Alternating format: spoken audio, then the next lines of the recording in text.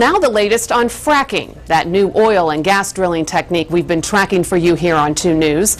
New tonight at 6, Mark Allen is keeping an eye on the next major developments in our state. Mark? Just last week, as you know, Governor Kasich signed into law tough new rules for drillers here in Ohio. Now it appears the next fight could well be over money. Even as he signed Senate Bill 315 into law, the governor repeated his promise to increase taxes on Ohio fracking, promising to use that money to lower state income taxes. But Dave Hill of the Ohio Oil and Gas Association says drillers are already tapped out.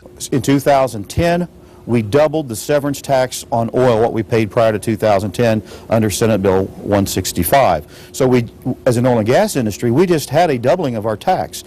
And now what's being proposed is a 4% tax. What people need to realize is the severance tax is not a tax on the profit. It is a gross receipts tax. It's 4% right off the top. Hill was in town to address the Dayton Chamber of Commerce and to answer concerns about the new mining technique. Among them, the fear that Ohio could become a dumping ground for fracking byproducts. Nothing could be further from the truth. These volumes are very minute. We've been doing this since the 1940s. It's the approved method that the U.S. EPA wants us to use to dispose of these fluids. And in most cases, they're being put back down in the ground at a much lower depth than where they're being produced.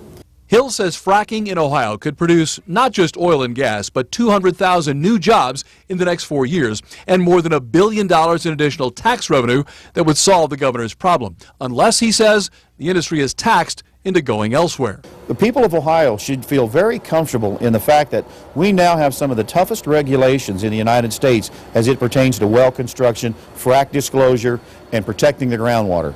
The state's taking it very seriously, and as oil and gas, at the Ohio Oil and Gas Association, we're taking it very serious.